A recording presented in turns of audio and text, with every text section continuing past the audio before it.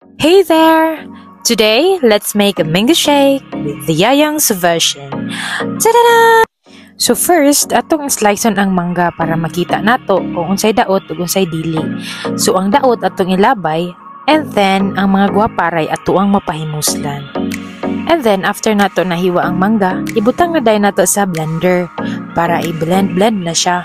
Ipaspasan ako akong lihok guys, kay nagdali ko anang dapita. But nga na nato og gatas, pati na naibab dira, pati tubig. Tapos karon patuyok ko na nato siya sa tong blender. Patuyok ta hantod malipong siya.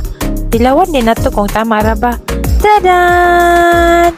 So guys, ready na to serve ang atong mango shake with Yayang's version. Tadan! Charo, igang ra ka, mag-mango shake me. At yun lang guys, thank you for watching. Enjoy drinking. Babush!